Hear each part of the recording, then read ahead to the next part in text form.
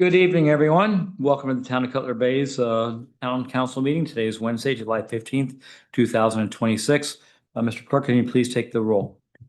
Councilmember Ramirez. Here. Councilmember Lord. Here. Councilmember Duncan. Here. Vice Mayor Callahan. Mayor Mirbach. Present. We have a quorum. All right, if you please all rise and join me for the pledge of allegiance.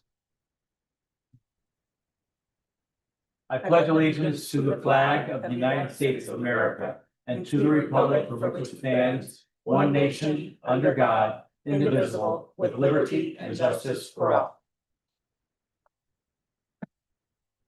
All right, thank you. I'm going to go ahead and open up for public comments. Anybody wishing to make public comments, please come to the podium at this time. Lisa, you're recognized. Mrs. Greer.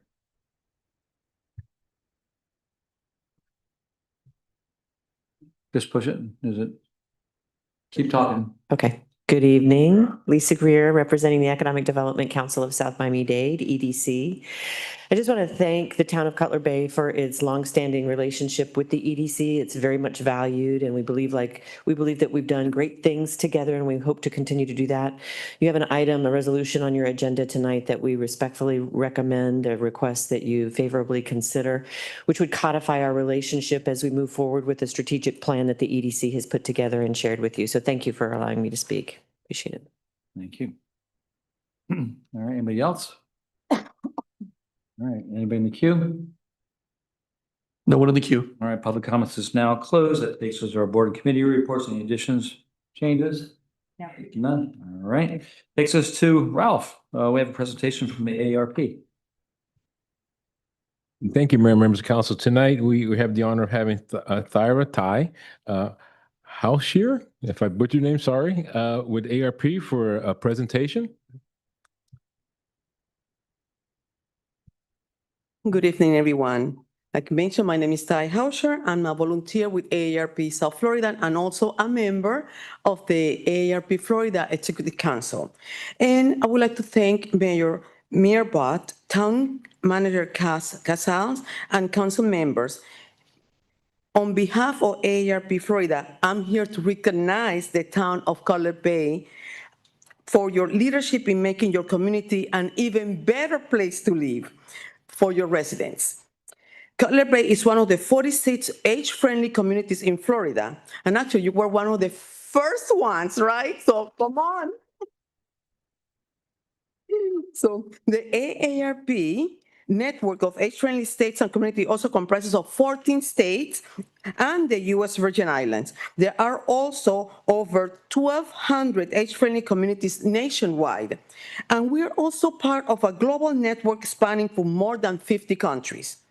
The age-friendly community process represents a commitment to improving areas of community life and the build and social environment in which we live, we work, we play, and also we age. Today, we are here to celebrate a milestone of accomplishment in our age-friendly journey, the completion of our second 5-year cycle. So thank you. Come on, give him applause.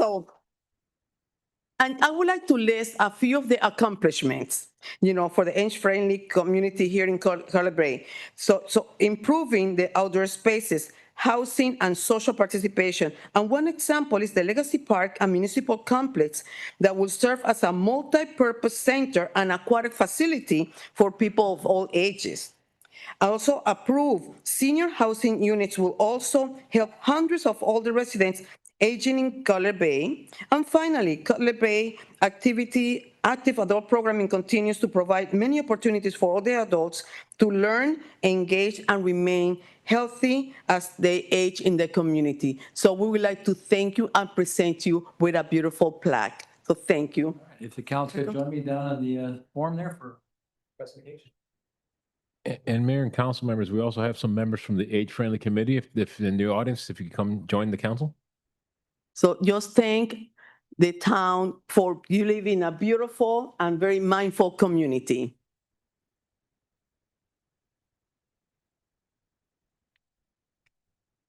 Thank you so much.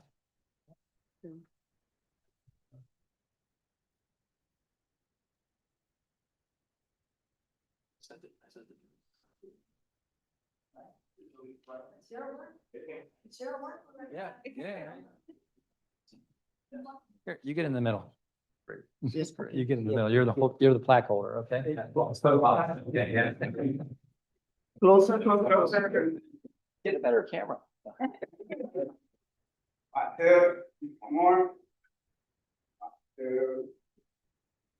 All right, thank you so much.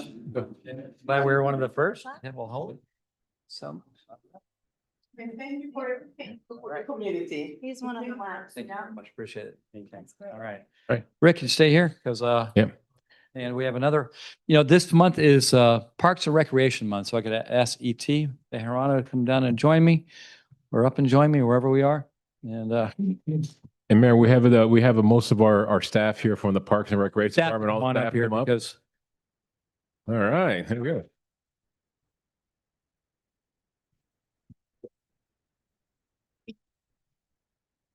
there's a lot more staff than this, but.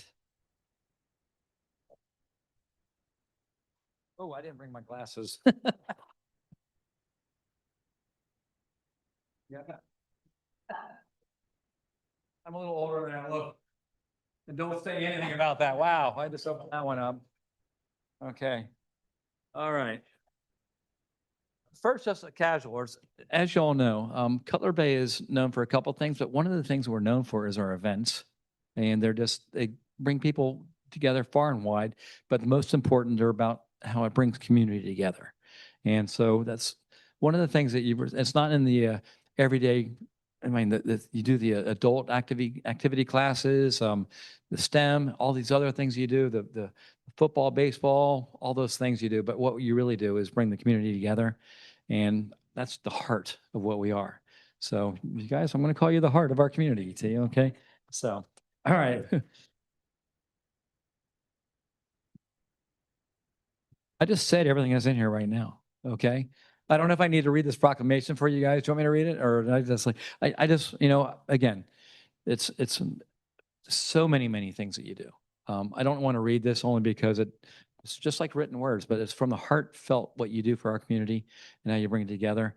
And if you ask anybody in anywhere, not outside of Cutler Bay, we're special because of you guys. So thank you very much, guys. We owe you our debt and our honor. Thank you, E.T. You have a great staff. Thank you. Little photo here. Come over here, E.T. You got it in the middle there. In the middle. Okay, hold it. Okay. All right. There you go. Now I'll take my glasses off. Ready? 1, 2. One more. All right. Thank you so much. By the way, one of the oldest staff members of Cutler Bay right there. I mean, not the oldest, okay? Has the longest longevity, okay? She started when she was 14. Just 5 years of service.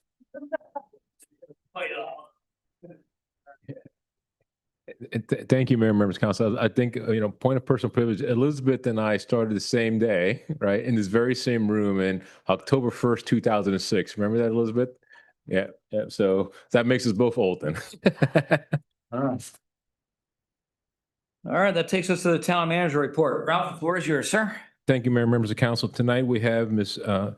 Emma Jones from Stantec to provide us the monthly report on our status of the design for the 16-acre Legacy Park Municipal Complex.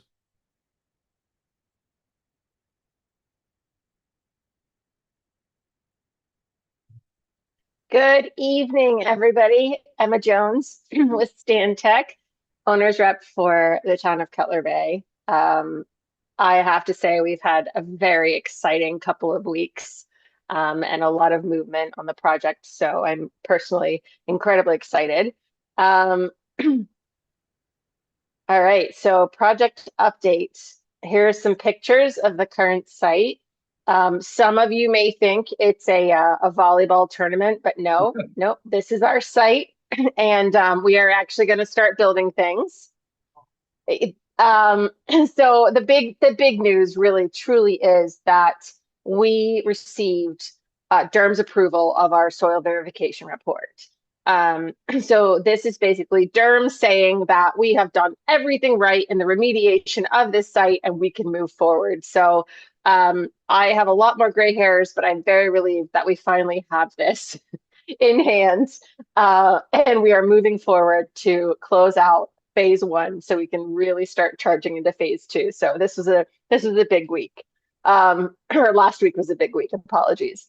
Adding on to this, we also received DERM's approval of our exfiltration trench locations, which allowed us to finalize our civil plans for stormwater management and our exfiltration trenches. And now those plans have been resubmitted, and we are moving forward, and fingers crossed we'll have the permit in the next few weeks. So all incredibly exciting work, a lot of long hours put in by our design team, and a big kudos to Ralph for pushing this through. On-site activity, as you can see, we've got mobilization to site. We've got a couple trailers on site, etc. The fence has been tidied up, and we're just really awaiting that permit at this point. We will be starting work to remediate. If you look closely at some of the pictures along the edges of the fencing, there's sort of a swath that still needs to be remediated on the east and the west side. So the team's going to start to work on that, as well as digging down for the pool and remediating that soil. As we dig deeper, we have to remediate again. But yes, we're moving all of that forward. So while we're waiting for the permits, we are not sitting idle. We are charging forward. And then off-site activity, we are there's procurement in process for power, switchgear, all that good stuff. And then moving forward to the next phase, I showed this image just because this is where we will be connecting that through road, which is 212. So GMP3 is for the vertical build, and we are still doing all of the coordination between Kaufman Lynn, Salts Michelson to address any outstanding comments, and really moving those permits to a final completion. GMP3, value engineering ongoing. Our goal is to get GMP3 finalized and approved by the council at the end of August. And we are also in the process of compiling the RFP for art in public places. And we have a couple of locations in not only the town hall on all 3 levels, but also the community center for floor murals, etc. So we're very excited about that. Phase 4, as I was referring to the sort of the circle, that circle will be connected to 212. So that's sort of the reason for this image. And whoop, let me go back. Apologies. That is what we call GMP4, and that is going to be the coordination of adding that roundabout to 212, slowing that traffic down, and really creating a slower corridor through there. And we're very excited about that as well. So looking at the project timeline, we are here. We are in the middle of July, and we're excited at this point. Things are going to really start moving forward, especially with GMP2. I heard you guys had a tremendous 4th of July celebration. I was a little jealous that I wasn't there, but if we'd had, we could have probably had a volleyball tournament on the site, but probably best to just keep it to construction. And the pool timeline, which is near and dear to everyone's hearts, we are moving that forward. Like I said, we're going to start to excavate for the pool while we are waiting for that permit for the underground utilities, and we're doing that final remediation and keeping things moving. So that is the summary of my report, and it's all very exciting, and it's all moving in the right direction. All right, thank you very much. That is very exciting. Does look like a volleyball court right now. So, right. Okay. Thank you very much for the update. Thank you, Emma. Next, we have an update on Franjo Road. We have Angel Turbin as well as Janet Delgado from Kimberly Horn Associates to provide an update.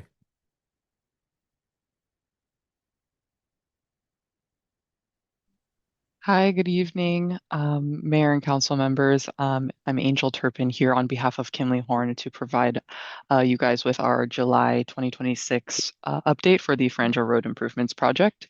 So for our construction activities, we continue to hold our biweekly construction progress meetings with the contractor, the town, the EOR, and ourselves as the CEI as well. In terms of our work zones 1, 2, 3, 4, and 5 have been completed at this point. So these areas are open to the public, and the MOT for phase 5 has also been removed. That's running along the whole project corridor from Southwest 184th Street to Old Cutler Road.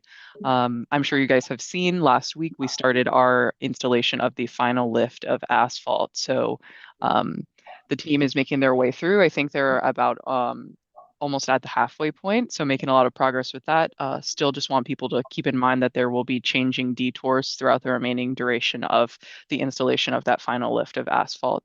And we are also working on wrapping up the outstanding items that we identified during our latest site walkthrough in conjunction with the final lift of asphalt. So there are a few items that are being addressed, and these will include the light pole installation and removal, and some tree and sod removal and installation is ongoing as well.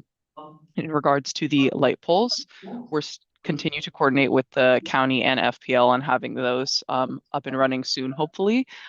We still do not have a specific date or timeline on when those will be in operation, but we are in communication and continue to work with them on that. And for our project duration, we still are on schedule for this, and ATI still has only declared 7 total rain days at this time. So we are nearing the end on this project, and I think the contractor has really done a great job. But now I'll pass it over to Janet, who's in the audience there, to provide you guys with a public information update. Good evening. Good evening, Mr. Mayor and members of the council. These are exciting times, right? We're almost there. And I have to agree with the mayor. You guys are the it on parties and events. So we were at the 4th of July event, which was very good. Angel stepped in for me, and she was telling me that she did have people come by, praise the entire project, and also, like always, when is it going to be over, right? So that was very good. So let me give you a brief update on the final phases. So we are moving very closely onto Caribbean with the asphalt. So I'm not sure if you guys know the logistics of doing the asphalt versus like attacking material, which is about an hour and a half for it to dry. Although after like 20 minutes, you could probably drive on it, but you stand the chance of getting it on your tires and maybe into your driveway. So if it can be, there's workers out there helping people move in and, entrance and exit. And then the asphalt. So they do one lane, they turn around and do the other lane. And it takes about an hour for it to dry.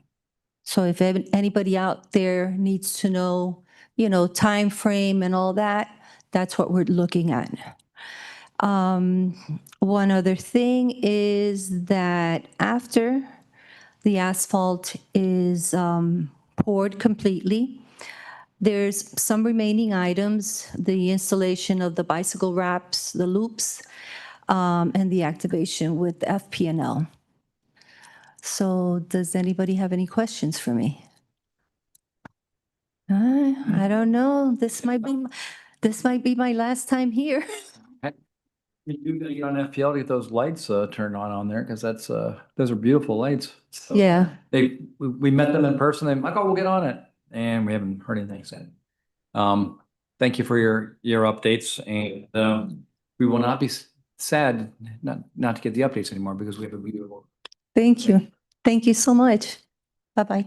All right. Thank you, Janet. Thank you, Angel. Next, Mayor, members of council, we have Andrew Fearman, who's going to be presenting our 2025 Annual Comprehensive Financial Report, as we call it, the external auditors. And Andrew will join us virtually, and then we'll go through the presentation. The 159-page audit report is a document that's attached to our agenda, and folks at home could see it here, but also the folks that could actually look at the report and download it as well. So, Andrew?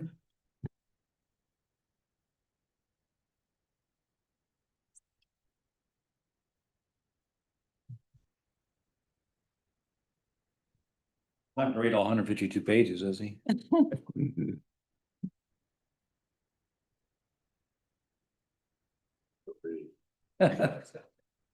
Yeah.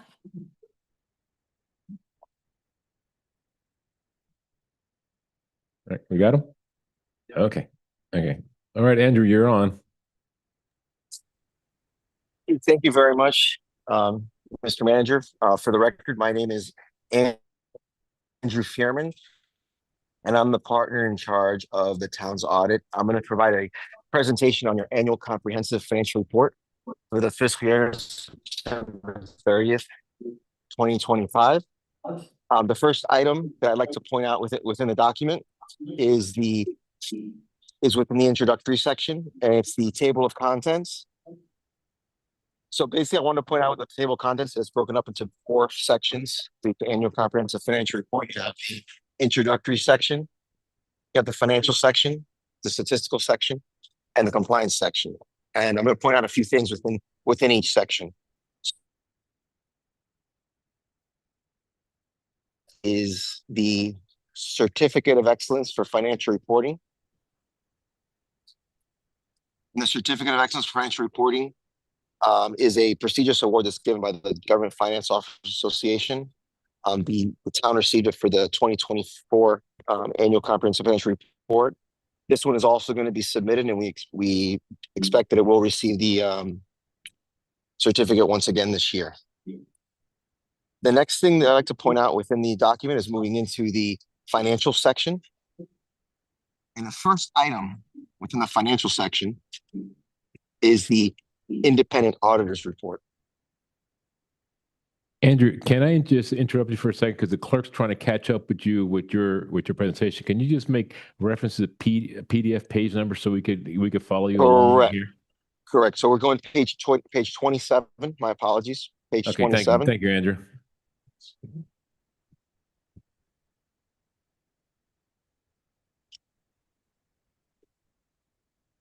Thank you, Ralph. So page 27. So page 27 is the independent auditor's report. It's broken up into various sections.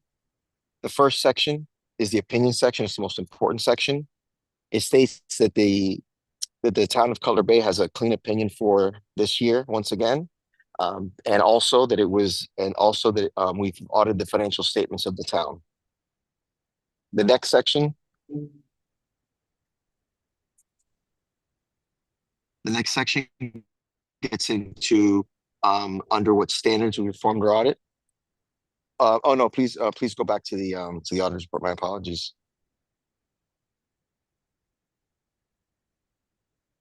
Page 27.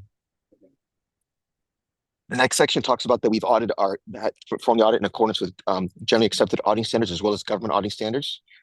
The next section gets into what management's responsibilities are for the financial statements.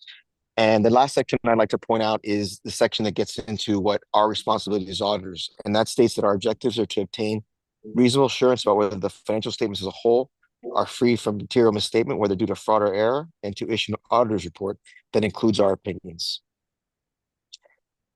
Now I'd like to go, these goes to page 31, which is the management's discussion analysis. The management discussion analysis, what I always tell everyone is if you don't read anything else in this document, you should definitely read this. It talks about the year, it compares current year to prior year, and it provides explanations for those changes. It's similar to what's included in public company financial statements.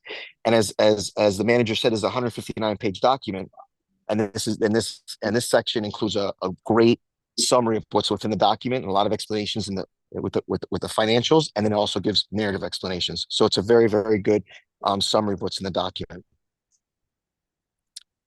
So now continuing, we're going to go to page 59 of the document, which is the continuing within the financial section, which is which includes the financial statements, the actual financial statements, and this includes the government-wide financial statements, as well as the governmental and proprietary fund financial statements are included within this section.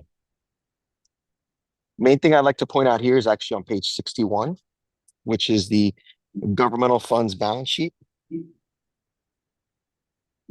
You'll see here in that first column, the third line from the bottom, you'll see that the unassigned fund balance was approximately 27.4 million at the end of the year.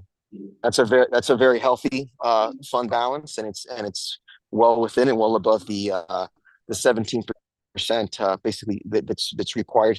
That's really suggested by the Government Finance Officers Association. So very strong unassigned fund balance for the town as well. But also like to point out, and you'll note on the next page, on page 62, this will show the reconciliation between the government-wide and the governmental funds. And then on page 63, you'll note that there was a decrease in fund balance of approximately $988,000. Like to note that this decrease is due to the town's planned utilization of the fund balance reserves for the soil remediation in Legacy and Blue Herring Parks. So there was a combination of funding between fund balance as well as ARPA funding that was used for this project, and it was planned by the town. So there was that slight decrease in fund balance this year, but it was all planned by the town. And that if this funds had not been used for the project, the town would have had an increase of approximately 3.2 million in reserves. So you can see there that the town had planned for that change. I'd like to move now to page 65 of the document. And this is a stormwater fund.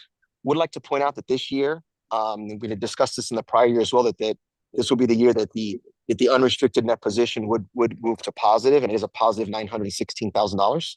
And if you look on the next page, on page 66, you'll see there was positive operating income of approximately $578,000.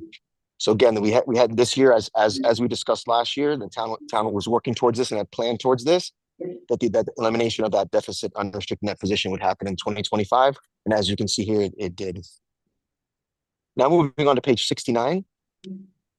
Page 69 starts the notes to the financial statements. There's nothing specific that I'd like to point out within here, but I would like to explain to everyone that these are the required disclosures which provide additional information on the town, as well as the numbers that are presented within the financial statements. It basically tells the whole story. So you really do want to read the financial statements themselves in conjunction with the notes that provides additional narrative information, as well as detail of the numbers that are presented with the financial statements. Next, I'd like to move over to page 119 of the document. Now, page 119 is the statistical section. And this section includes a lot of really good information. It's one of the components that's actually required for the town to prepare an annual comprehensive financial report and to be eligible to be considered for that certificate program. And this section includes a lot of good information on the town. It includes numerical information on debt, operating information, and it shows 10 years of data. So you can really kind of see where the town has come from over the last 10 years. So a lot of good information there, and the town works really hard to put all that information together for the readers. So I suggest looking at that section as well. The last section I'm going to point out within the document is page 138. And page 138 starts your compliance section. That's the fourth section of the document. So now we've gone through all three, and now we're in the fourth one, the compliance section. The compliance section, this includes the reports that are required under generally accepted government auditing standards, as well as the single audit acts and the rules of the Auditor General of the state of Florida. And we are pleased to report within all these within this entire section is that we did not have any significant deficiencies or gratuities in internal control, nor did our tests find any instances of non-compliance. So that means within here, we have all clean reports in the back as it relates to the financial statement audit, as well as the federal and the Florida single audit. So again, that's very good for the town as well. If there's no findings. And the last thing I like to point out now is actually going back to page 1 of this document. And page 1 is the communications letter. This is a letter that there are certain matters that we're required to discuss with you as those charged with governance. These are all standard communications required by our professional standards. And bottom line, there's no findings. There were no adjustments, which that's very big. That's a testament to the financial reporting and the work that the town's finance department does, that they provided us with the numbers. And we went through our entire audit and there were no changes based on our audit and our testing. We did not propose any adjustments, whether they were material or immaterial. There were no adjustments.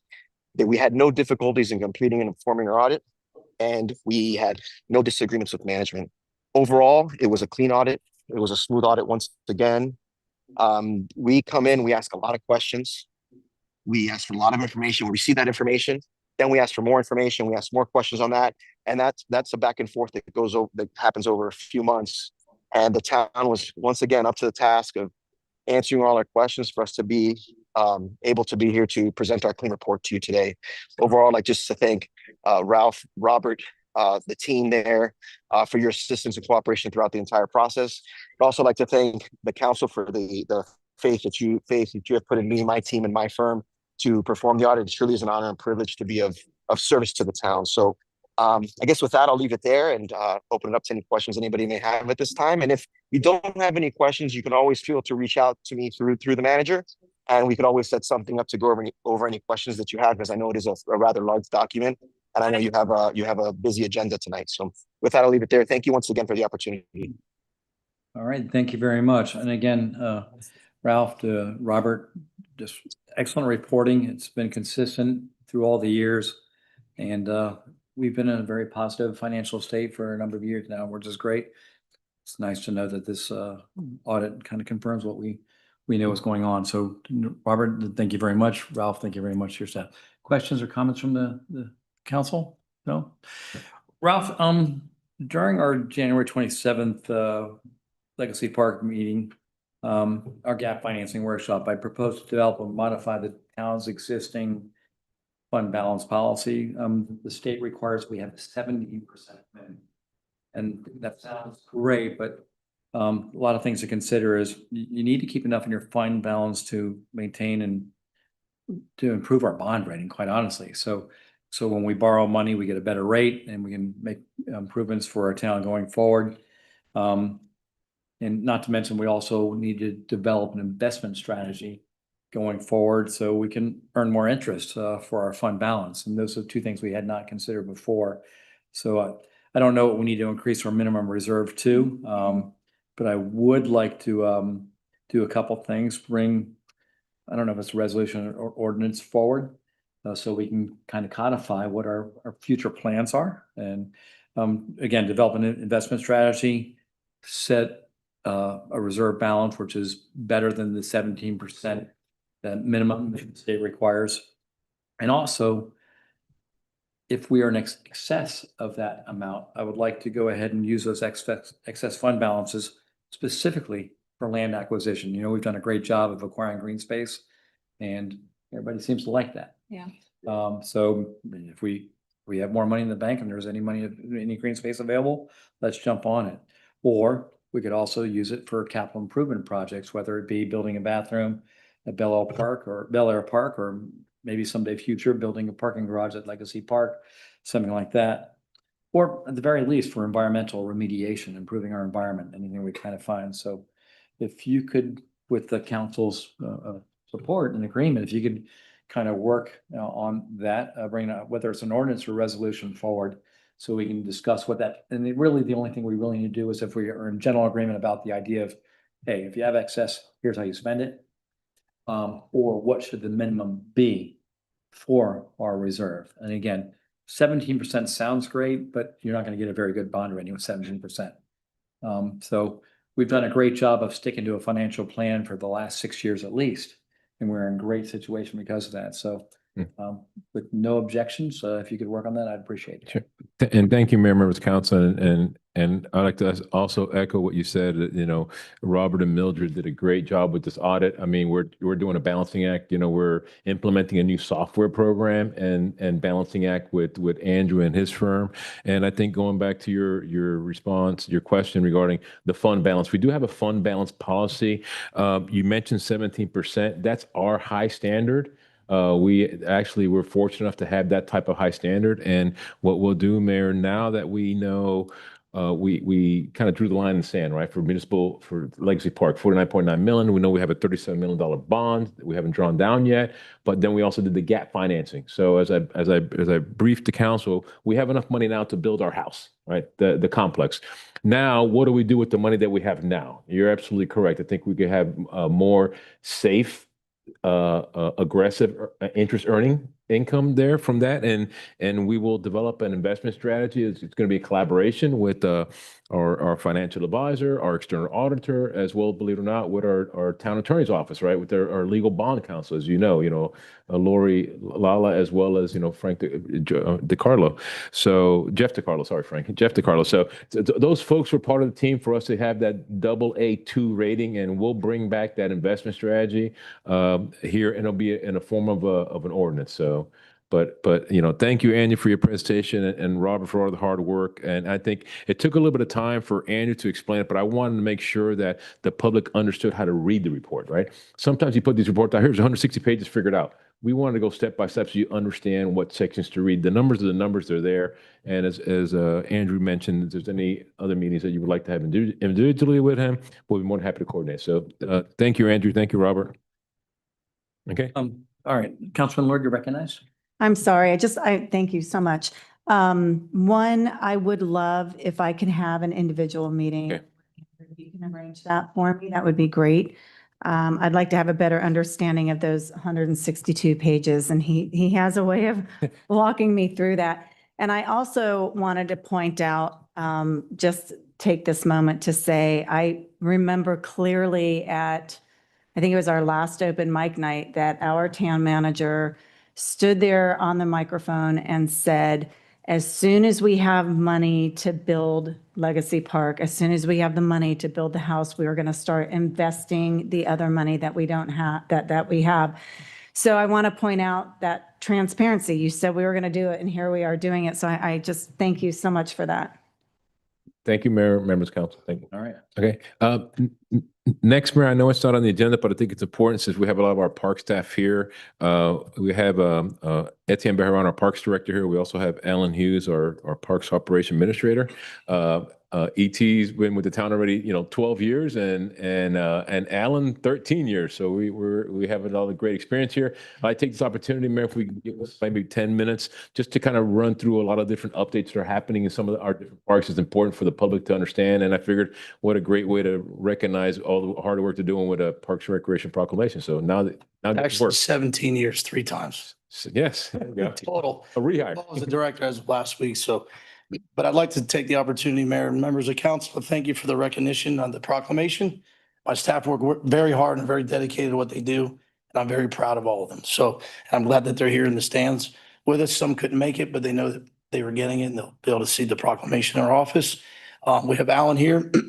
I'd also like to thank the Vice Mayor for allowing us to come up to, I guess brief you guys on some updates on what things are going on in the parks. I think it's very important that you guys understand what really is going on. And Alan's here to do that. So, yeah. Good evening to the mayor, vice mayor, who's not here, and council members and town manager. In our June 1st meeting with the Parks Committee, he heard some things that he wished for us to share with you that are very encouraging and positive from the Parks Department. First is Saga Bay Playground. That'll be our first update. We recently commissioned a CPSI certified playground safety inspection to evaluate the condition of the current playground that is on site. The background on that is I was here in September prior to a council meeting for a FERDAP grant that we are still waiting for funds to be allocated for, with the intention of building a inclusive playground at Saga Bay Park. So the update moving forward to today is that as of right now, the current playground is in bad enough condition that it was deemed necessary that we remove it.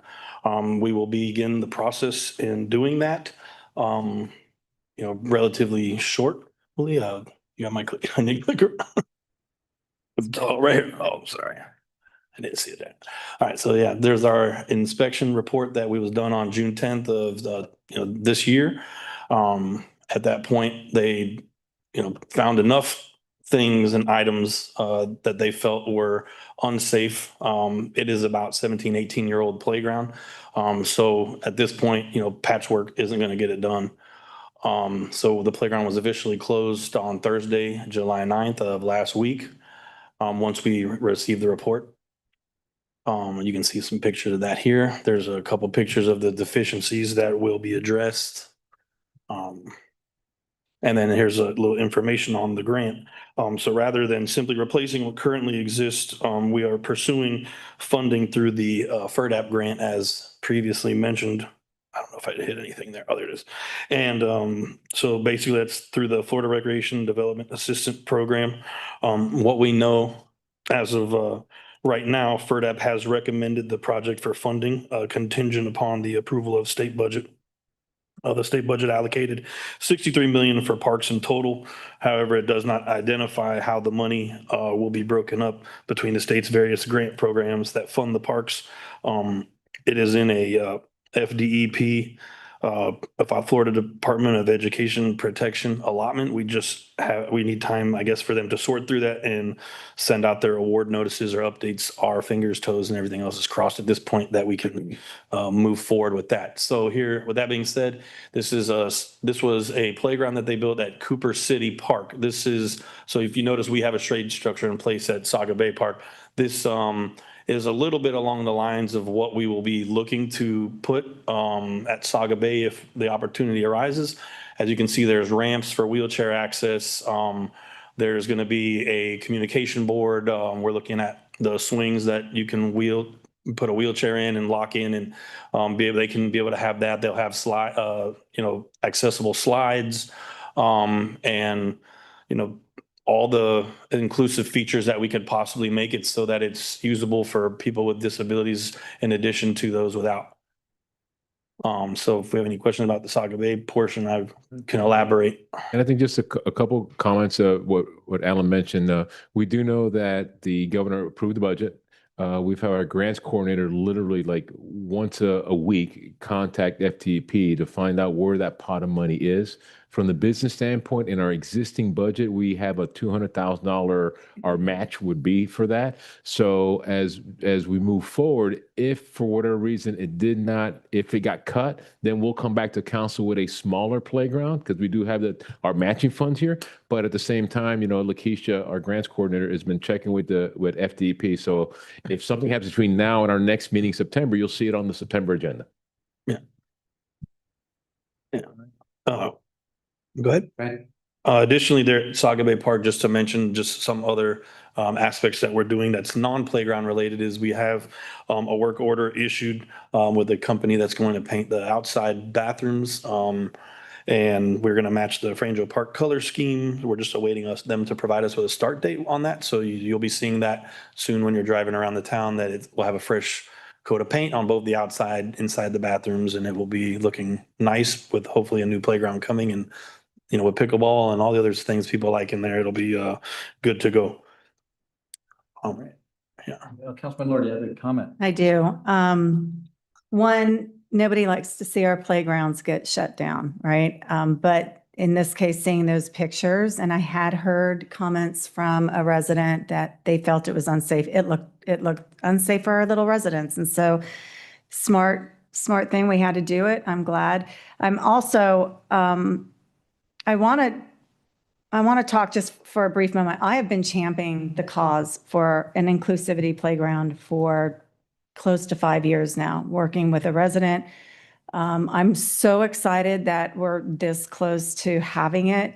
I had the joy of watching Alan, Mr. Hughes here present perspective ideas at a meeting that we had with regard to this playground a few months ago, and your passion is not to be overlooked. You were very passionate with your presentation, so I'm glad you're the one presenting to us. No slight to you, but like, this is his baby, and by proxy, I'm really happy to see that we're this close to it. You're making, we collectively as a town, your department as the parks and your employees are making a bunch of families who have a need very happy. So I commend you for all of your hard work, your whole department. I thank you for that. Thank you. I'm very honored to have the opportunity to try to provide that to, a portion of our community that, could really use it and be seen and have something that they can make memories at our playgrounds with their families and going forward. So it'd be a really cool thing, but I'm not done yet because we got another one that I'm trying to get done too. I want to do two. But, so if we're fortunate enough, the next playground project would be at Bel Air Park. Now, this one I have actual renderings for that park. Again, with the given potential opportunity, this would also be an inclusive playground because why not do one when we can do two? And I've noticed that we have some people in that community I see when I'm driving around that really could use it. So this is just an overhead conceptual drawing. Just kind of showing you how it would fit underneath the current canopy. It would have, the surfacing would change. It wouldn't be the mulch there. It does have the sidewalk that would go up to that new surfacing that would be installed should we, go forward with this. And, we're working with manufacturers, about conceptual layouts and that'll fit within that available space to maximize also just value, but also the accessibility. So I'm kind of picking apart some, equipment, evaluating different options that they have to make sure that we have some of the things that we heard at that meeting, some things people that stop me in my go arounds are like, when's this coming? We would like this X, Y, and Z. So this is similar to Saga Bay, but this is more tailored exactly for what we're doing in our space. So these renderings are conceptual, but they are, demonstrating the type of experience we're going to hope to provide for the members of the town.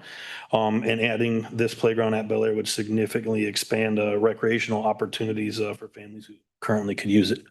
So as you see there's like a slide that is for wheelchair access. There's all kinds of ramps. This is going to be a much smaller space. If you've been by there, you definitely understand. And it also has amenities for non-disabled children to be able to climb and play and do all that stuff as well. So there's some of that there. And that's those were made specifically for that park. If there's any questions about Bel Air. Questions? No. And I think, When I was a kid, we had these big rocket ships with these big, long steel slides that seemed to last forever. Yeah.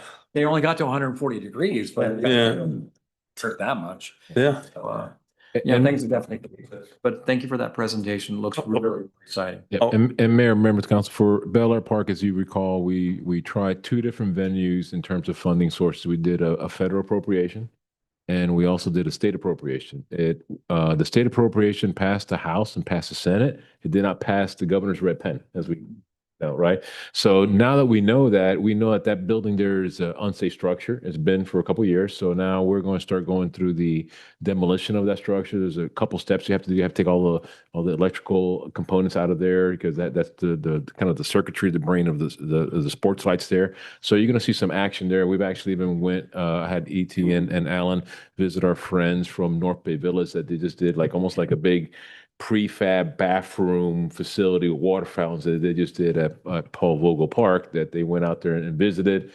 So we're looking at different type of grants there because we know we tried doing the grants for that one, but then at least we'll look at starting to demolish the building now and then bringing at least the restroom facility at that point. Because right now we do have portable restrooms there right now that for residents to at least enjoy there. We do have a couple of small leagues that play there, but again, I think you'll start seeing more action in Bel Air Park. We kind of just waiting to see if we had any federal money or state money. Now that we know that we unfortunately don't, then we'll go ahead and start doing some of the demolition there. Yeah. The next park I'm going to discuss with you is Veterans Park. So the update on Veterans Park, this project is continuing to move forward, although much of the work it has involved environmental preparation that has been occurring. The town's environmental consultant completed additional soil sampling and Miami-Dade County and the soil management plan. The work identified areas requiring soil remediation due to elevated levels of, lead and arsenic, and before the property was developed. Staff, yeah, so you can see it there. And that's where all of it is. So the town staff was awarded a Florida Department of Environmental Protection, property cleanup and remediation grant. It was awarded in the amount of $100,000. And one of the things that we've begun to do that's non-soil remediation related is we have put a new monument sign there so that people do know it is a park. It is Veterans Park. We have also installed some trees and begun the process of making it look like what will eventually be an awesome park for people to come by and be, an honor to veterans, hence the name. So that's kind of where we are as far as that. So that would conclude my updates on the playground initiatives in Veterans Park. I can answer any questions there. I know we have Blue Heron and some other stuff you're going to take care of for me. Yeah, and I think with Veterans Park, members council, if you recall, the Parks Committee was developing almost like a conceptual plan. And if you recall, in this very same room, we took advantage of Veterans Day as well. We had some comments there. So now, once we have the soil remediation completed, and that's the grant that Anna was mentioning, that we received a $100,000 grant. The state of Florida, with their own contractor, come in and do the remediation of those sites that he mentioned there. Then we'll start bringing in more of the construction drawings for the passive park, right? It's going to be nice walkways there with a nice centerpiece there. So, but at that point there, I think the important part is that we had the Parks Committee review it twice, and we also had our veterans that looked at it as well. So this is going to be more of a tag team. Now we're going to go into Blue Heron Park. There we go. As you know, we designated that as a brownfield. Right now, do you see a lot of piles of the clean fill that's there? You're going to see now within the next week or so, the contractor is going to start spreading that dirt out. Part of the delay, because I know there are a lot of residents called us there, part of the delay was us negotiating with Miami-Dade County Durham, yes, again, regarding the 297 trees that we were able to protect there. At one point, we looked at mulch. It just wasn't feasible keeping 12 inches of mulch. So you know what happens with rain and mulch here. Then we said, you know what, let's go ahead and use some of the flexi pave that we're going to use in the walk path. And that was absorbing amount of funds because you figured, tree rings 297 of that flexi pave.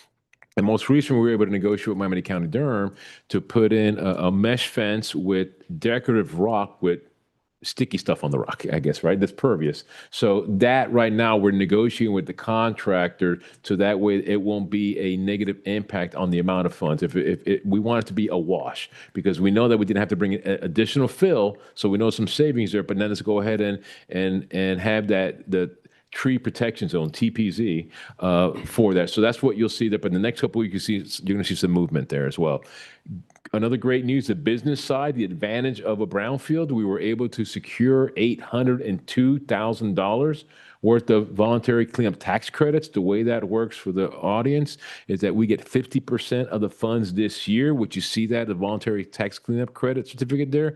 I think we have Brett Brumman there from the Goldstein Group there. Brett, hi, how are you? You did our application for us. Thank you.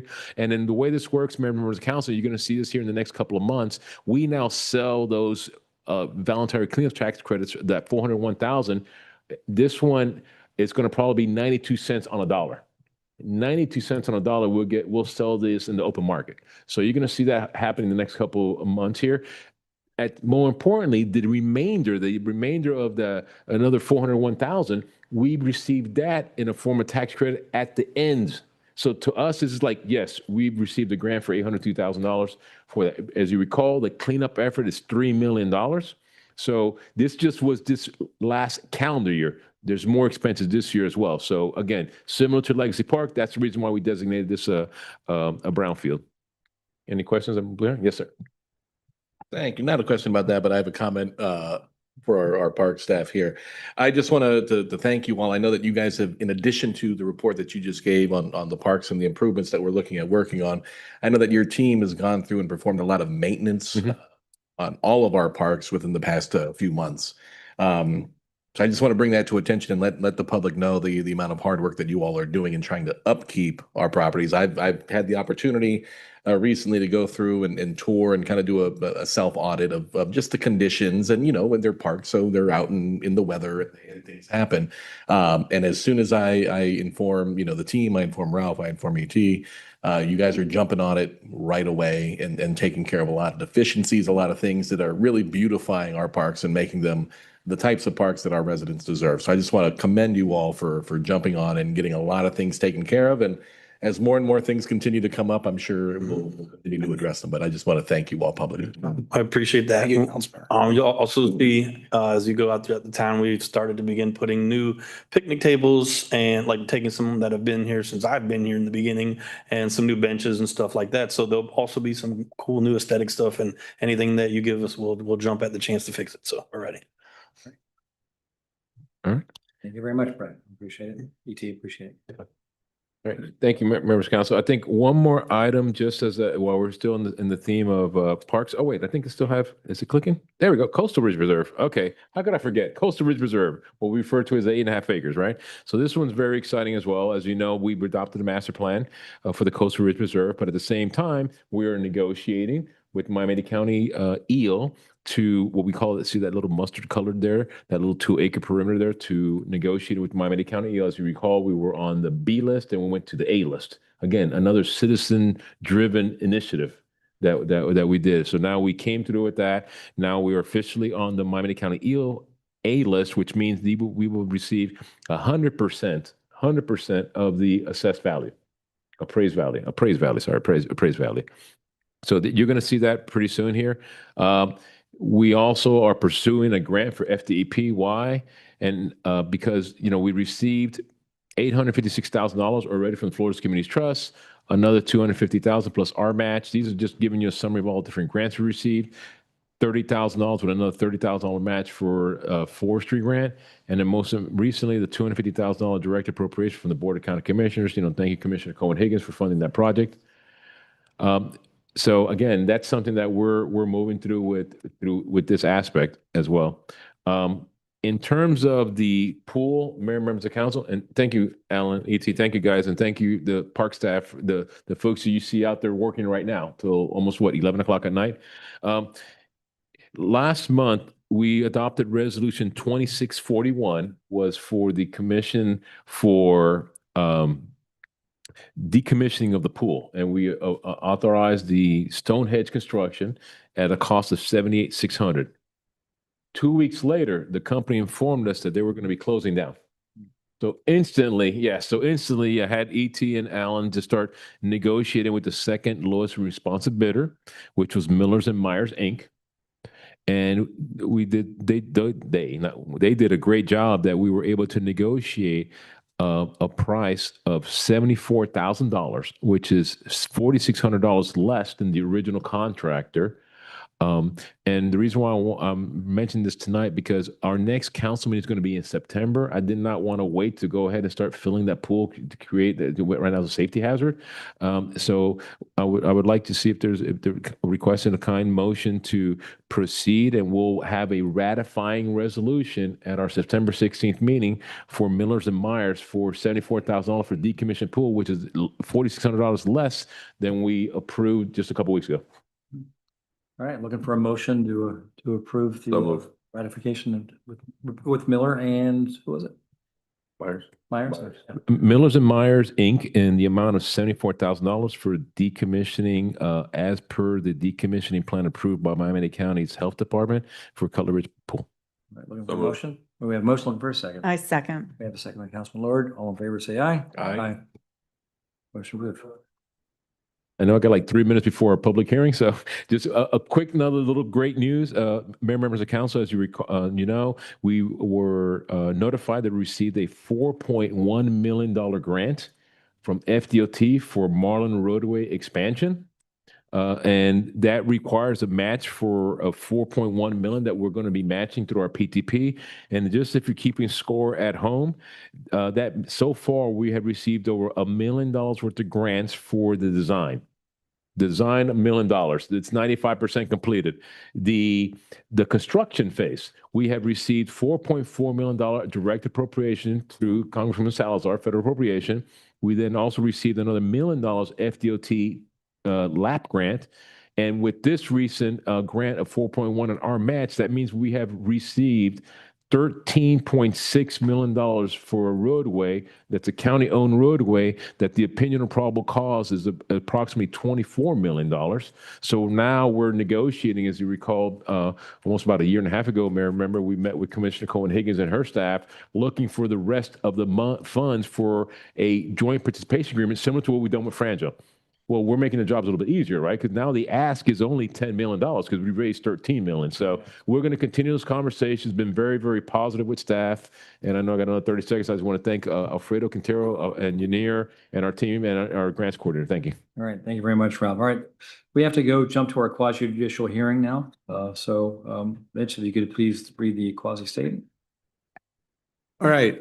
Both of these quasi-judicial matters involve the same property and the same property owner. So I'll read the quasi-judicial statement and then the clerk will swear the witnesses. Please be advised that the following items on the agenda are quasi-judicial in nature. If you wish to comment, and those are items 6A and 6B. If you wish to comment on any of these items, I'm sorry. Please indicate the agenda item number you would like to address when the announcement regarding quasi-judicial items is made. An opportunity to speak on each item will be afforded to individuals after the applicant and staff have made their presentations on each item.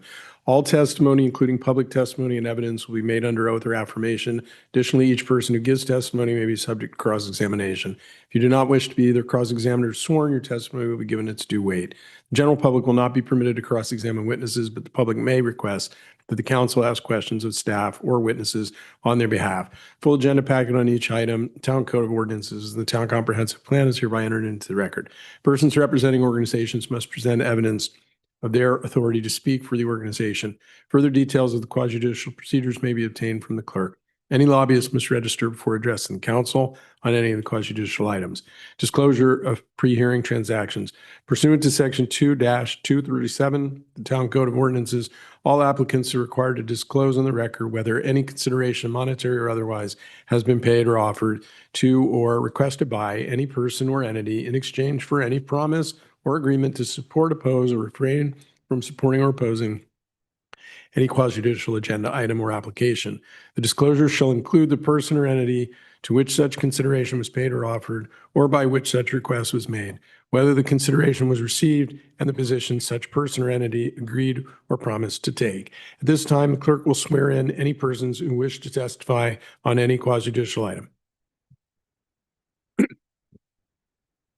you solemnly swear that the testimony you're about to give is the truth to the best of your knowledge and belief?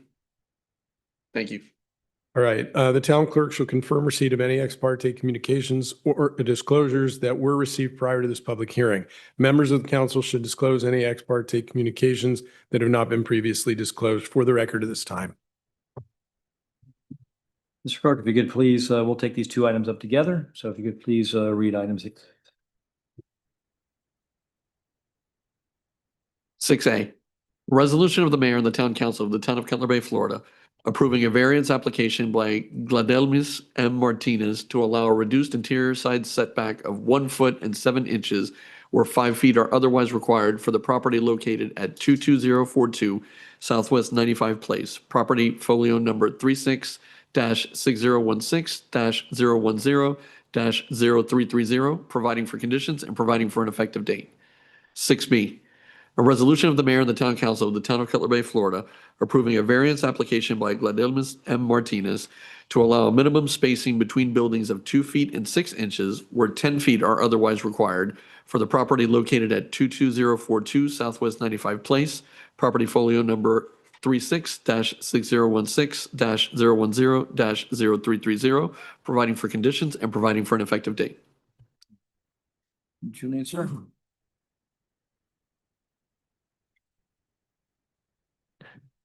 Members of council, tonight we have Julian Perez, our planning and zoning director, to make the presentation.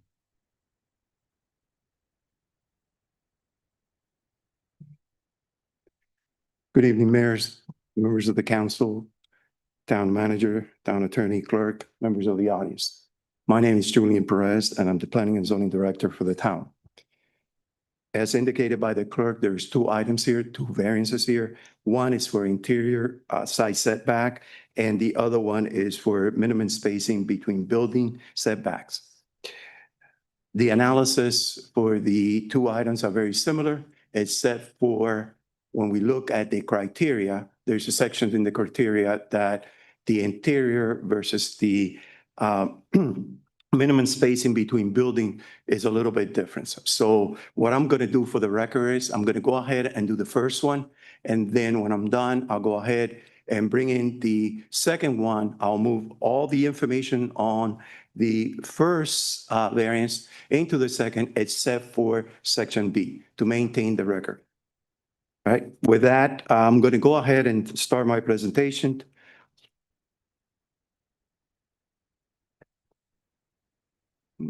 Something happened there. Here we go. Okay.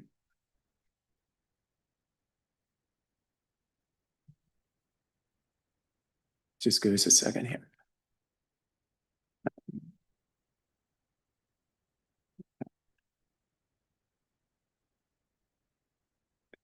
The presentation entails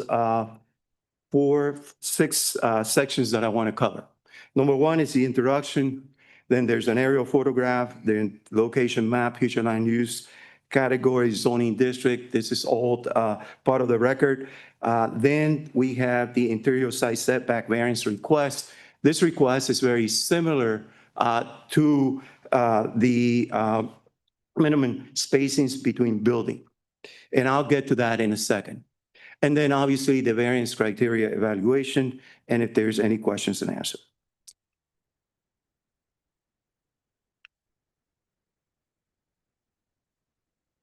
The resolution as indicated by the clerk for this specific variance request is the request is of this resolution is approving a variance application to allow a reduced interior side setback of 1 foot and 7 inches where 5 feet are otherwise required for the property located at 22042 Southwest 95th Street.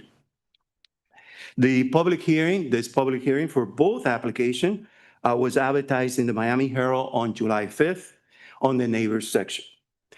Courtesy notices, unfortunate here, were not mailed out, but under section 3-30, 11D, although the notices were not mailed out, which is very important because nowadays, not everybody is reading the paper like we used to some years ago. The notices become very important.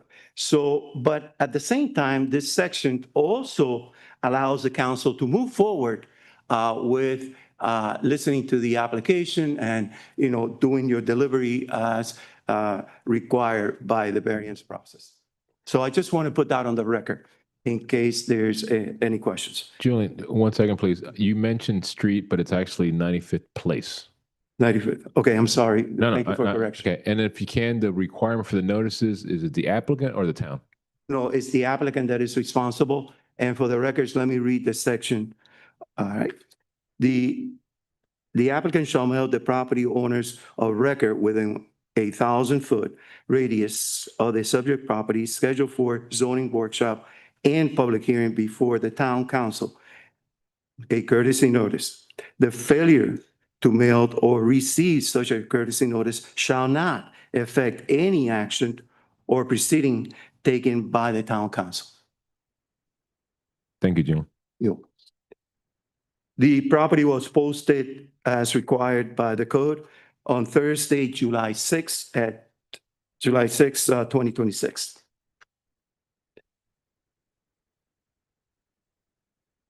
Here's a copy of an aerial photograph. And as you can see, the white spot, that is the pergola that is in question. If we go to the next slide, that's the the engineering site plan that was submitted to the department, and that's where you see the setback issue. It's a little red box. As we move forward, you can see that there's a general location of this property. There's the flume category, which is a low density, and then the zoning district, which is SR.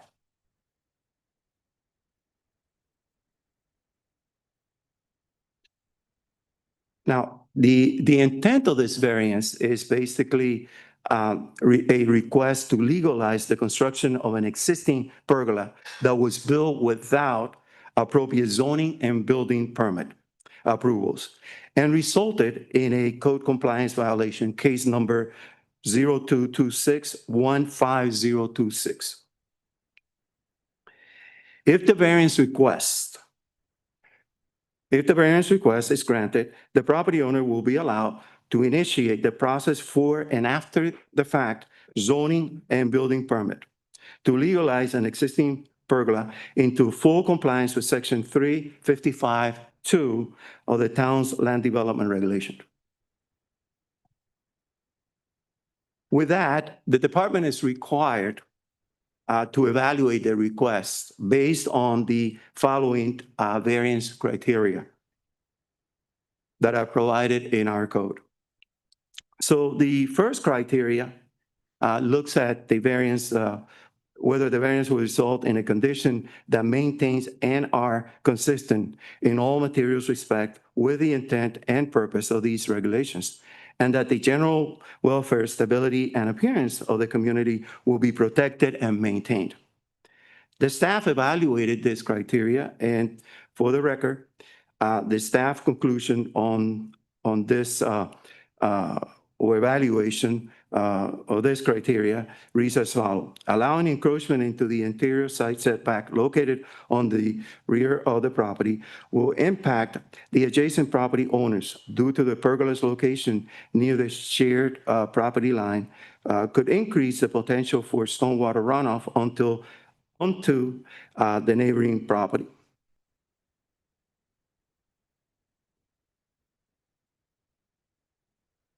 Based on the information provided in the map of boundary survey prepared by Online Surveyors, Inc., the subject property is in a AE flood zone, part of FEMA Special Flood Hazardous Area.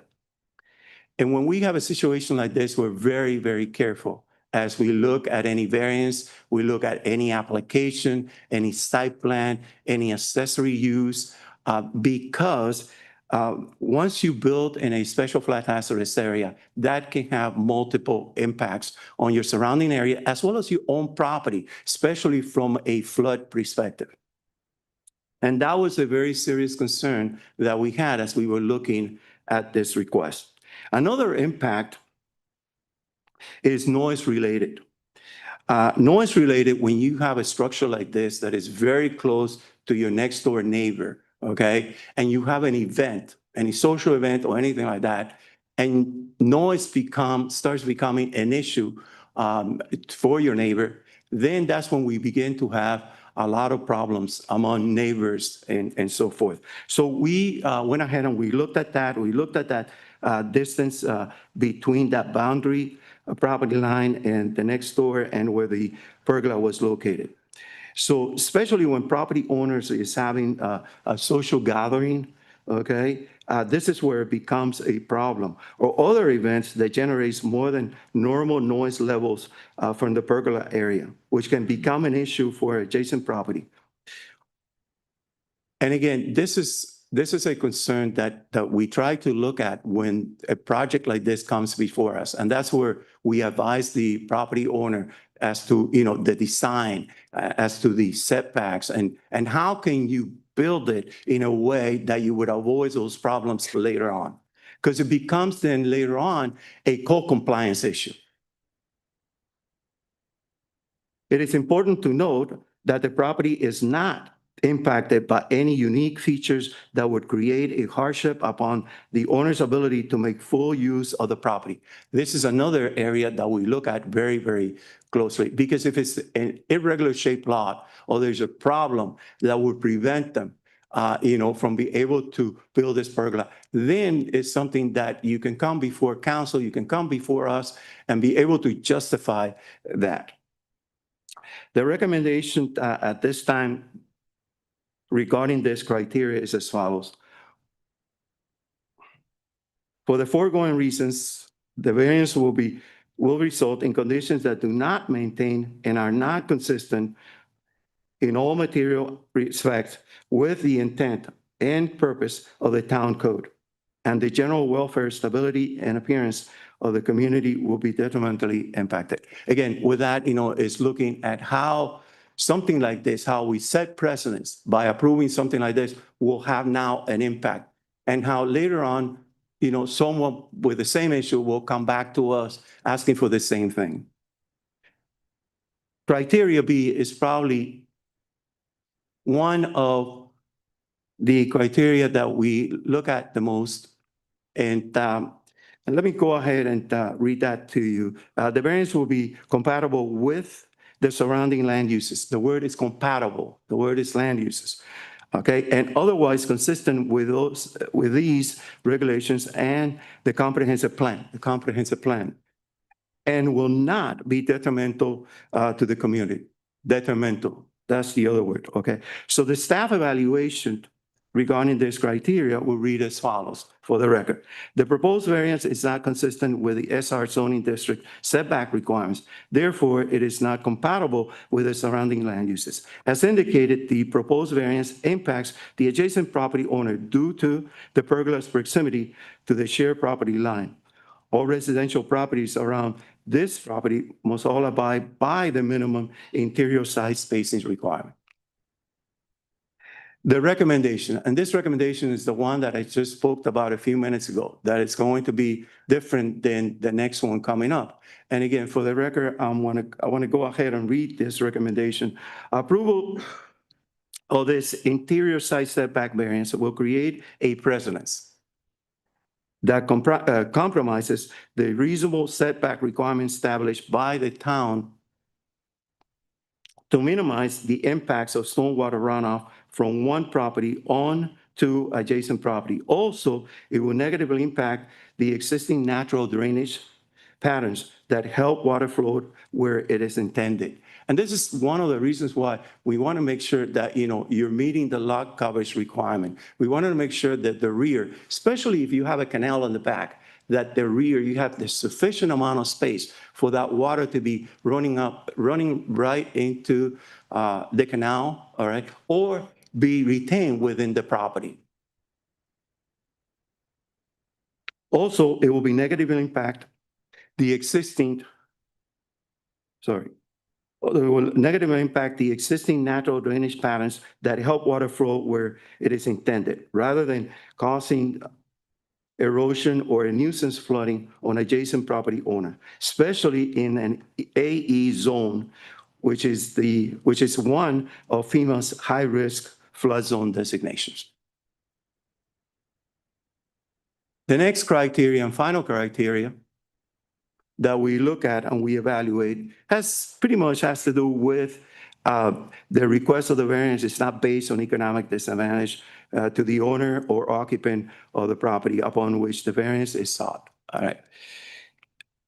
And again, the staff evaluation for the record is that the request is not based on an economic disadvantage to the owner or occupant of the property.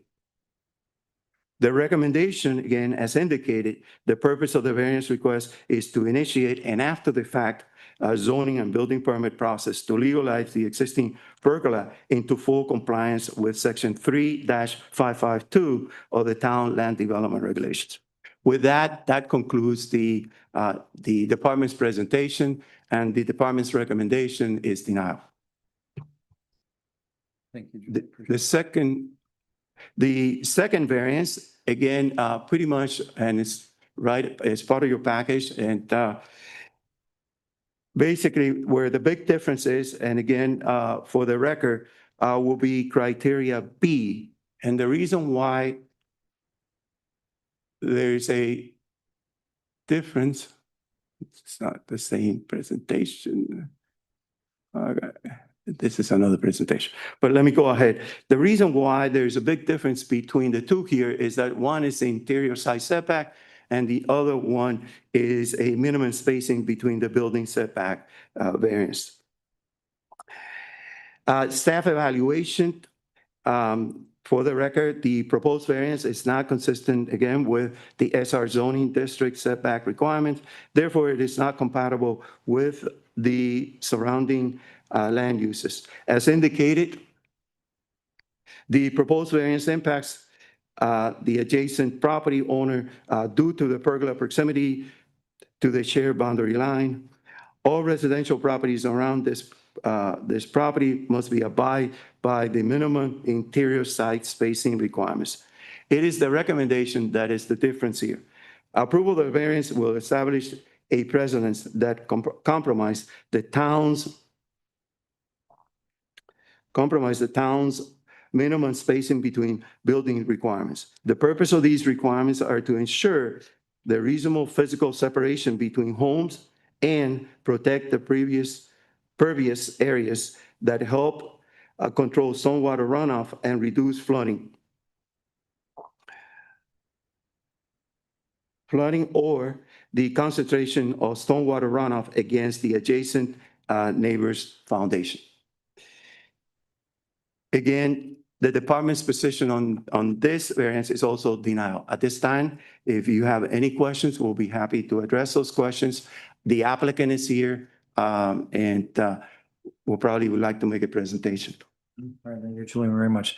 The applicant come forward for the presentation, please.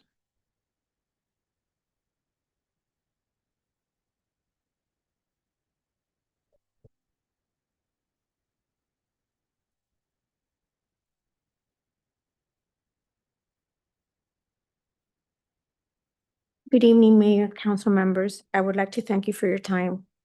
My name is Gladys Martinez and I reside at 22042 Southwest 95th Place. I'm here to obtain a variance and obtain approval to legalize the pergola. When I had it installed, I made sure to comply with all engineering code for the exception of the setbacks. I went out of my way to install gutters and a sod to ensure that the water runoff was in my property and it was not detriment to any other neighbors. I have a really small yard, and if these setbacks, I wouldn't be allowed to have a pergola. I have a medical condition, as you can see. I'm fluorescently white. I can't get any sun, I have skin cancer, and I get rashes. So in order to be able to enjoy my backyard, I need a pergola. I can't get any direct sun. So there's many structures like this, similar in Cutler Bay. I have, they've been permitted and approved by the county. And I'm kindly asking for an approval so that I can legalize the structure and be able to enjoy my backyard, and grant me the after the fact permit approval so that I can legalize the pergola. And I greatly appreciate your time and your consideration. All right. Thank you very much. Council, questions? The pergola was done with, it's very elegant. It's not an eyesore. It's done with the utmost highest quality materials, and all considerations for water runoff and all that was taken into consideration when it was installed. I'm going to open the public hearing on this item. If you wish to speak on this item, come forward. Drawing none, I'm closing the public hearing. Council, questions? Councilwoman Susie Lord.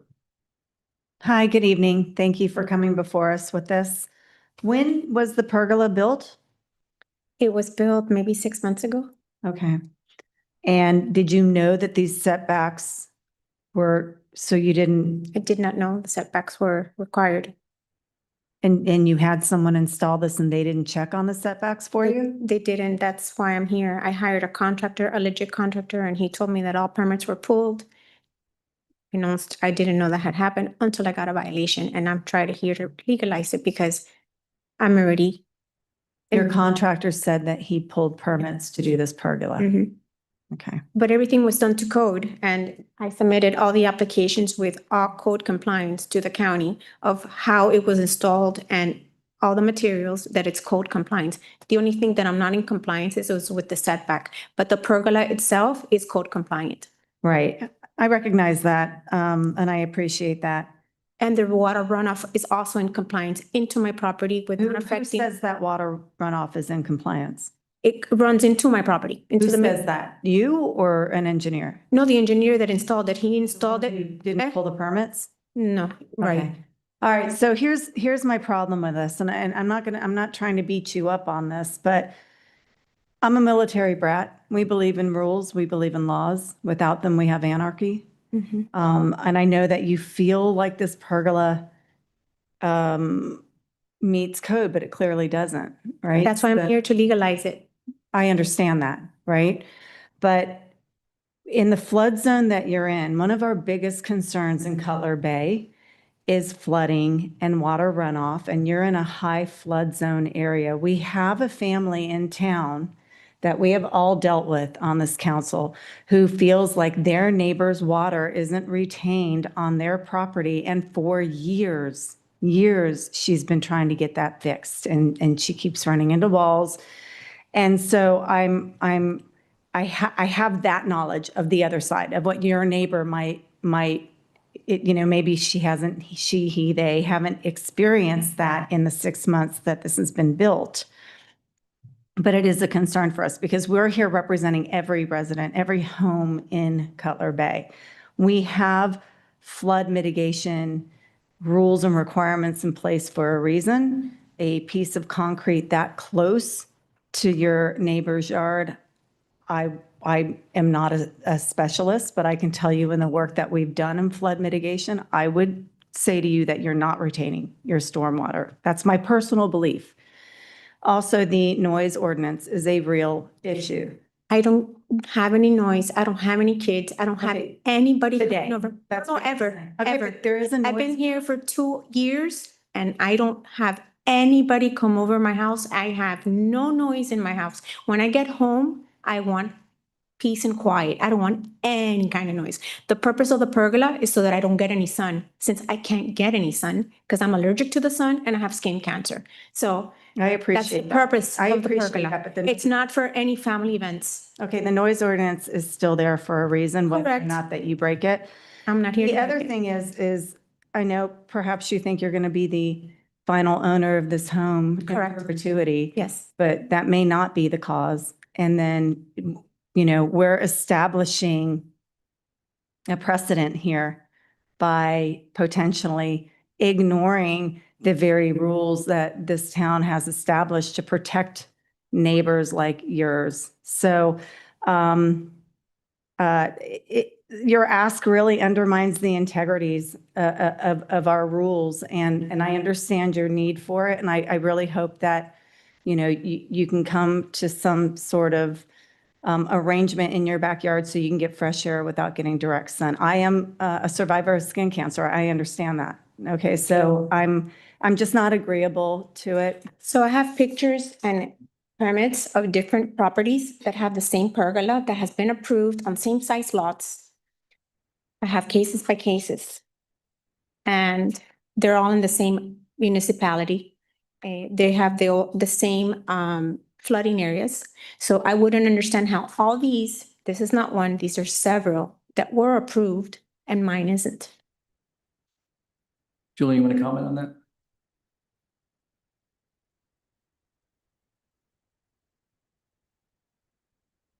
Yes, I would recommend that she submit all that information to our co-compliance department. They will go out and investigate. At this time, I don't have any information regarding those pergolas and whether or not they were approved. I mean, that's the only route. All right. Councilman Ramirez. Thanks for coming Thank you. before us. There's several issues here that, and the main one Councilmember Lord said was precedence, setting a precedence, because if we were to approve this, we open up a floodgate of people doing whatever they want, whenever they want. And again, I'm not blaming you. I highly blame your contractor and then whoever installed it and whoever gave you the information and told you that they got permits. Unfortunately, I'm going to use this word. They lied to you. Okay. That's something that you're going to have to deal with them. My recommendation, probably get them to move it to where it's supposed to be on their dime, not on yours. It won't be able to, there's not enough space because 10 feet from the house puts the pergola in the middle of the lake. Well, There's not enough property line. that I can't fix for you either. So that means that a person with the property size that I have, I can't have a pergola because I have to put it in the middle of the lake.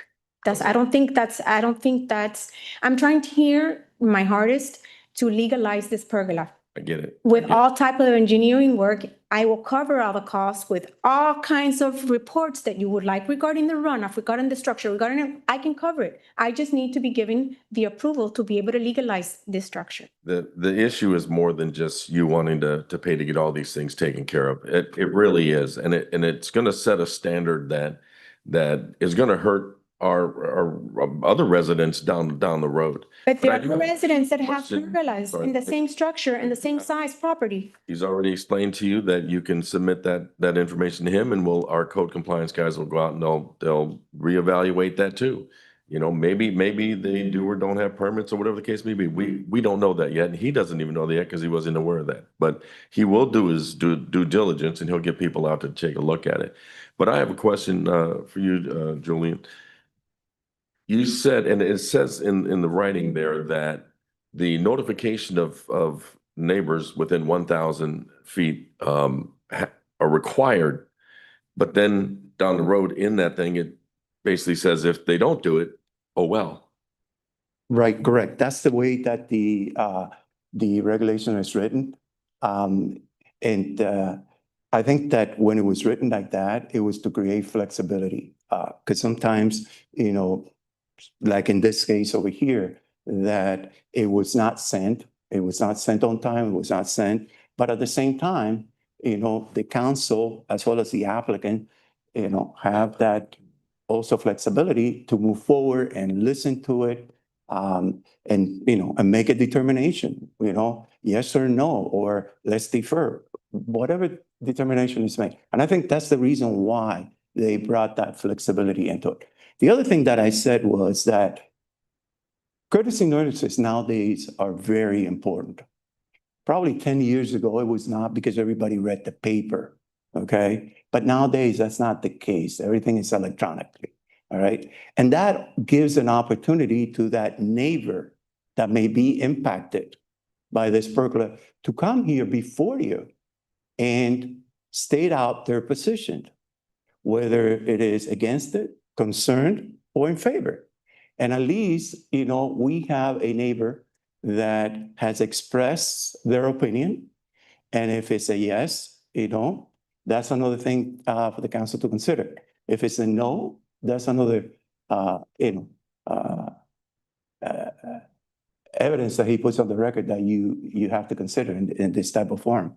All right. But yes, you can move forward. That's my answer. Thank you. All right, Councilman Duncan, you're recognized. Thank you, Mr. Mayor. Thank you for coming before us this evening.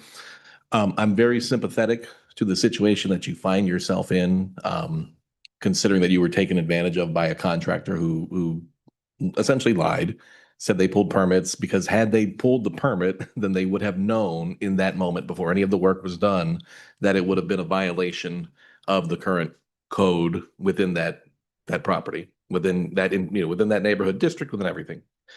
My big concern is, and I will kind of echo the sentiments that my colleagues have said.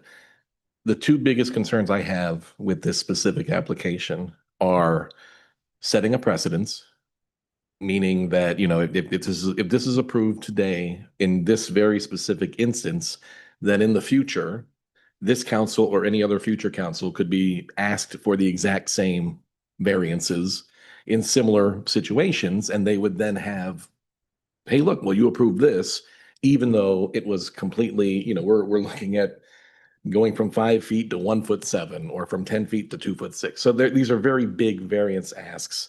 If your specific property cannot have that size pergola because of the limitations of the size of the yard, then, had the process been done the correct way by your contractor, then perhaps they could have redesigned a smaller pergola or a different location. So I'm very sympathetic that this contractor has taken advantage of you. I'm also very weary of setting up a situation in which a neighbor, whether it's your neighbor or in a future instance where perhaps a variance is requested for the same reasons, and their neighbor has any sort of a negative impact to them that they have no say over. So I'm very much so am for you being able to do what you want to your personal property. But as Councilmember Lord, Councilmember Ramirez said, we do have to kind of stay within the constraints that the town code provides. And I hope that no matter what happens here during this hearing, that you have the opportunity to rectify this with your contractor financially and or legally, because they're the ones that have really set you up in this situation and have kind of put you in this spot where now you're in violation of a code that it's going to be very difficult to kind of, from the town standpoint, to justify doing anything about. So, thank you. So you guys are declining for me to get an approval to legalize the pergola? Go forward at this point. Is there any additional comments? No. All right. Thank you for your presentation. We do appreciate it. All right. With that, For the record, 10 feet, you can't have any size pergola. So that means anybody with the size of my house can't put not even an inch pergola. So that mandates is you can't, that means nobody can have a pergola in a backyard, which is not the case because, again, I have 1, 2, 3, it's Martinez. 4. All these properties Those have a permitted pergola, The min- exactly like mine. Okay, I'm going to ask you to go ahead and submit those to Julian. We do appreciate that. Any additional comments? No. With that, looking for a motion on this item, approve or disapprove. So moved. A motion to Is that a motion approve? to deny the Deny the- requested variances on both? On both of On both these, variants. 6A and 6B. Looking for a second? Second. So what do I do now? Do I get an attorney to fight this case? Oh, that's Quasi. So roll call vote, please. So what's the next step? We're voting on it right now. Vote no, right? Huh? Voting on it right now, and Voting no. you can speak with Julian or to discuss what the next steps may be after this. Okay. After we vote. Councilmember Duncan, Yes. Councilmember Ramirez, Yes. Councilmember Lord, Yes. Mayor Marbot. Yes, Motion passes. motion passed to deny. All right, suppose your item did not pass. You can talk to Julian about what the next steps are. So if I find an exact pergola approved by the county I appreciate. and Starting it from the was the same as mine, would it be called discrimination? I'm just asking for records to get an attorney, because if they have the same And pergola again, that somebody else has approved by the county, yeah, please, again, the item's already been voted on and it is done. You are more than welcome to talk to Julian to discuss what the next steps and whatever you may need to do after. Thank you. All right, I'm going to open the floor for public comments at this time. Comments? What's that? Yeah, no, I'm I'll jump to that.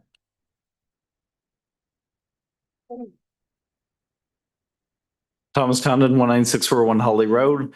Over the weekend, I visited Cutler Ridge Park and saw several areas where the park was showing its age. I sent an email to the town council and manager Monday night and just passed by the park again tonight. When I visited again, I saw that town staff had already begun to paint the curbs and bathrooms, which were a couple areas that I identified. I'd like to thank the council manager and the Parks and Rec Department for the great responsiveness and for ensuring that our parks continue to be a great gathering spot for all Cutler Bay residents. Thank you. Anybody else? Barbara? Hello. Barbara Condon, 19641 Holiday Road. I was talking to someone last night who we were talking about the town's park. Okay, what are we talking about? The town's park master plan. That master plan is like 15 years old or something. We didn't have a lot of the parks we have now when that master plan was put together.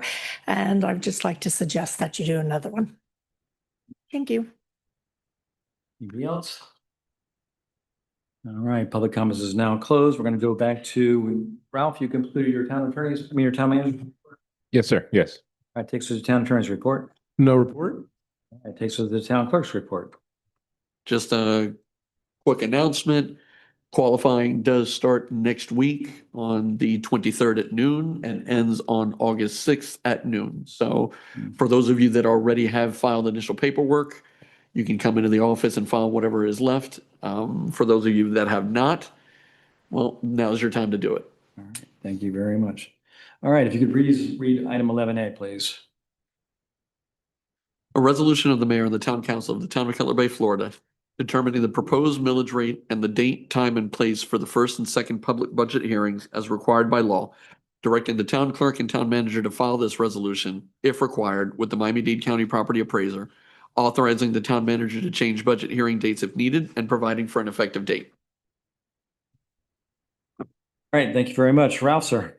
Thank you, members of council. As we do on an annual basis, this resolution is to set the ceiling millage rate. The ceiling millage rate that is being recommended to set is at 2.9143, 2.9143. And then also setting the two state mandated hearing dates and times. The first budget hearing will be held on Tuesday, September the 8th at 6 p.m. in this room, Town Hall, council chambers. And the second budget hearing will be a Tuesday, September 22nd at 6 p.m. So those two are the hearing dates, and the ceiling is at 2.9143. All right, thank you very much. And just a reminder, this is the requirement that we set a ceiling. Doesn't mean we're going to be setting it at 2.913. But it's a requirement by the state that we set the maximum. So any discussion on this item? If not, looking for a motion for approval.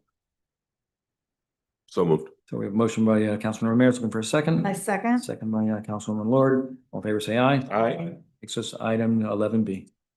A resolution of the mayor and the town council of the town of Cutler Bay, Florida, making findings and designating the real property generally located on Southwest 216th Street between Southwest 88th Place, Southwest 93rd Path, and identified as folio number 36-6016-000-0027 as a brownfield area pursuant to 376.80 Florida statutes for purposes of environmental rehabilitation, job creation, and economic development, providing for authorization and providing for an effective date. All right, thank you, Ralph.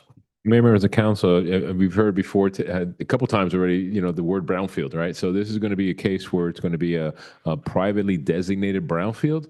We have Mr. Brett Brumman from the Goldstein Law Firm here representing the developer. So Brett, welcome.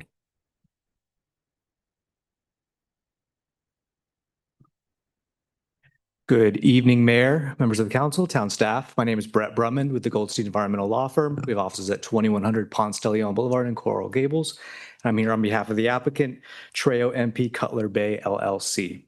So this is the first of two public hearings to consider a resolution that would create a new brownfield area at this property to address some of the environmental complications resulting from the historical use of both this property and the region at large.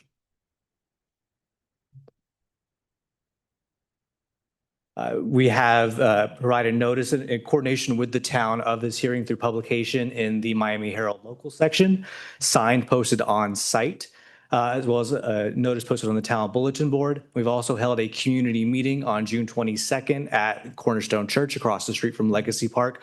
We did have no community members attend that community meeting, but we did receive some email outreach from a neighbor who was walking and spotted our sign. So we provided some information to him by email. Again, the property is located on Southwest 216th Street. This council is familiar with the project. I believe a modification to a declaration of restrictive covenant for the development was approved at the June town council meeting. It is a single parcel, roughly 18.5 acres in size. It is zoned neighborhood center 2 with a future land use designation of mixed use. I'll be light on the brownfields discussion, as I know this council and the town is very familiar, but the brownfields program was really established to allow property owners to address contamination caused by somebody else in the past with the assistance of state incentives that come at no cost to the town. And essentially, it's a tool for property owners to leverage state funding and bring state funding into their project to mitigate the cost of doing the environmental cleanup and reinvest those funds back into their projects. In Florida, we have two definitions: a brownfield, which really describes the concept of a property that is contaminated and complicated, where redevelopment is complicated, and a brownfield area, which is what is created by resolution, sort of a mini economic development district within which property owners can access these state incentives. Now, looking back at the history of the property, this image is from either 1963 or 1968, and it really shows the extent of the row crop cultivation in the area. There was also this interesting use in the middle of the image that was possibly an agricultural staging area or a military facility for satellite tracking, although these contaminants that we're seeing here are really consistent with the agricultural use, but a very interesting use in the area back in the 50s and 60s. And now the site assessment here has been going on for a very long time and is likely a major reason why this property has not been developed in so long. Just like many other properties we see in Cutler Bay, arsenic is the primary contaminant of concern, both in soil and groundwater. It is a naturally occurring contaminant in Miami-Dade County, but it's also a component of historically used pesticides and herbicides. I do want to highlight that it is in both soil and groundwater here. The groundwater data does indicate the impacted groundwater is retained within the property and is not leaching into the lake or northwards across the street. However, during redevelopment, groundwater will be monitored to ensure that construction activities don't disturb the plume. And here we're fortunate that the grade of the property is being raised significantly. So many of these subsurface structures will be in that clean fill that's imported to the site. Soil will also be managed under a soil management plan that will be approved by Miami-Dade County DERM to ensure that any impacted soil that is disturbed during development is properly managed and either disposed off site or retained on site beneath an approved engineering control. And for any contaminants that will remain on site, Miami-Dade County will require a declaration of restrictive covenant or a deed restriction that ensures both the current property owner and future property owners maintain those controls, be them groundwater use restrictions or engineering control caps in perpetuity or be subject to enforcement. The redevelopment of the property is very exciting. The applicant is proposing a mixed-use project with residential, medical office space, and retail and restaurant. And modifications to that declaration of restricted covenant were previously approved for this current configuration of the project, which has changed significantly over time from when the project was first proposed many years ago. So some of the more exciting components are the residential. We're looking at 322 total units with 120 units set aside for seniors. There will also be workforce housing available, as well as priority units for essential workers, which includes law enforcement, fire department, healthcare providers, and educational staff, as well as military housing units. We're also, the applicant's proposing 25,000 square feet of medical office space and 24,000 square feet of retail and restaurant space, with the, as well as a 3.4 acre linear park with lighting and exercise equipment. So this designation process requires 2 public hearings to consider a single resolution and consideration of 5 objective criteria that are set forth by statute. So touching on them all very briefly, the first is that the property owner or someone who controls the property must request a designation. They must also agree to redevelop it, and they must enter into a cleanup agreement with, in this case, Miami-Dade County.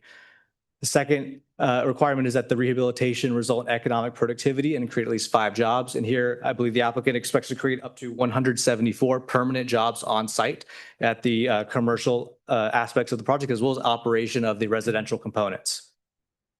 The redevelopment must also be consistent with the town's comprehensive plan and the town's land development regulations. And that is the case here, as evidenced by our June 17th town council meeting, where that declaration of restrictive covenant was approved consistent with the proposed development.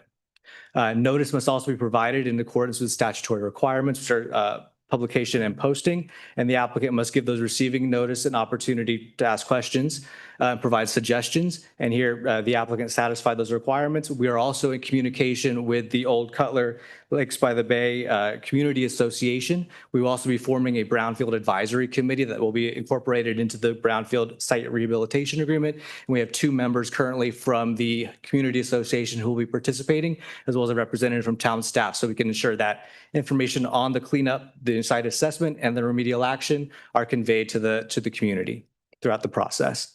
And finally, the applicant has provided reasonable assurance that they have sufficient financial resources available to complete the cleanup and redevelopment. The applicant has provided a summary of their funding sources and their uses of that funding in our application package. That I'm available. Oh, sorry. And then we have, one more public hearing scheduled for the September 16th Town Council meeting.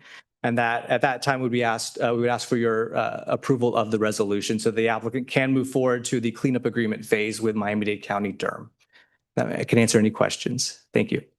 Council, questions? None? Looking for a motion on this item? So moved. We have a motion by Councilwoman Lord. Looking for a second.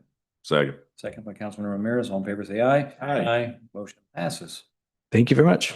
Thank you. All right, just one real quick thing. We had our workshop last week, and after we had one item that was presented, and it was a very short item, and we had to wait until 6:30 to start our review because of our agenda just was very specific that our session would begin at 6:30. I'm just proposing, I'd like to be efficient. We could have saved the 20 minutes. So just want to make a proposal that we change the agenda for our workshops. Instead of saying that the review of the application will begin at 6:30, I'd like to change it to the review of the application will begin immediately following the public presentation. So any objections to that? No, if we could go ahead and move forward with the resolution or ordinance on that, I'd appreciate it. Consent agenda, looking for. Do you want to just make a motion to change the agendas for the workshops? Looking for a motion to make that change? So moved. Now we're a motion for a second? I second. Yeah, the second. All in favor, say aye. Aye. All right, that's changed. All right, great. All right, the only item we did not cover, consent agenda. Any additions, deletions? No, if not, looking for a motion to approve. I approve, I move it. Motion to approve the consent agenda, looking for a second. Second. Second by Councilman Duncan. All in favor, say aye. Aye. All right.